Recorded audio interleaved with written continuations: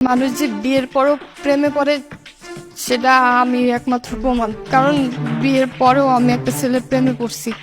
তুই এসব কি কইতাছস? তোর মাথা ঠিক আছে তো? তোর স্বামী আছে, সংসার আছে।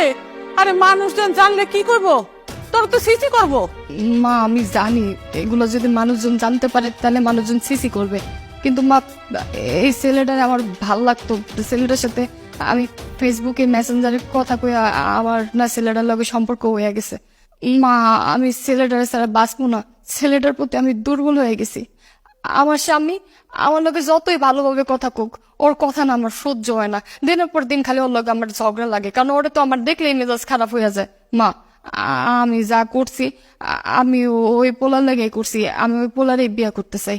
দেখ, আমি তোর মা বইলা তোর এই সমস্ত কথা আমি শুনলাম, গোপন করলাম, কিন্তু ভুলেও মানুষের সামনে এসব কথা কইতে যাবি না। এখন তুই কি করতে চাস সেটা বল। মা ছেলে না অনেক বড় লোক, ওর টাকা পয়সা বাড়ি গাড়ি অনেক কিছু আছে। ওরে যদি আমি বিয়ে করি তাহলে আমার জীবনটা একালে পরিবর্তন হয়ে যাব। আর মা আমি জানি ছেলেটা অনেক ভালো, তোমার এগুলো নিয়ে চিন্তা করতে হবে না। তার মানে জামাইয়ের বিরুদ্ধে তুই এতদিন যা বলছস সবই মিথ্যা কথা বলছস? মা আমি হাসানের বিরুদ্ধে যা কইছি সবই মিথ্যা কথা কইছি। হাসান কোনোদিন আমার গায়ে হাত তোলে নাই, আমার সাথে বাজেভাবে কোনোদিন কথাই কয় নাই। আমি আসলে ওই সংসার থেকে আইসা পড়ার লেগেই তোমাকে লগে এই নাটকটা করছি। মা আমি যদি ওই সংসারতে না আয়া পড়তাম তাহলে কি আমি আর ওই পোলাডারে পাইতাম?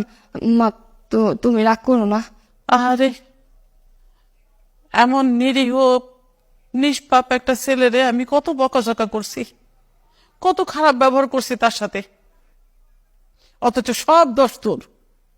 আর সেই সাথে দোষের ভাগে আমিও হয়েছি। মা আমি এত কিছু বুঝতে চাই না, আর আমি এগুলো বুঝিও না। আমি ওর সংসার থেকে কি পাইছি কও? ওর না আছে টাকা পয়সা, না আছে গাড়ি বাড়ি। ওর লগে থাইকা আমার জীবনটা পুরো অতিষ্ঠ হয়ে গেছিল। আমি এই পোলাটারে ভালোবাসি, এই পোলাটার অনেক টাকা পয়সা আছে। দেখো আমি একটা কথা সাপ সাপ করে দিতেছি, আমি যদি এই পোলারে না পাই তাহলে কিন্তু আমি আত্মহত্যা করবো। দেখ, তুই এই সম্পর্কটারে যতটা সহজ ভাবতেছস, সম্পর্কটা ততটা সহজ না। আমাকে সমাজ আছে, আর তোর বাপ ভাই যদি জানতে পারে তাহলে তোর একেবারে মাইরেই ফেলবে, আর সাথে আমারও দোষে ভাগিদার বানাবে। মা আমার বাপ আমার ভাই কি করলো তা আমার জানার দরকার নাই। আমি একটা কথা তো মানে বারবার করে কয়ে দিতেছি, ওই ছেলের সাথে যদি আমার বিয়ে না হয় তাহলে আমি সত্যি সত্যি আত্মহত্যা করবো। তোমরা কি চাও যে তোমাদের মেয়ে আত্মহত্যা করে মারা যাক? তোর মারা যাওয়াই উচিত। তুই যে আমার মেয়ে সেই পরিচয় দিতে আমার এখন ঘৃণা হচ্ছে।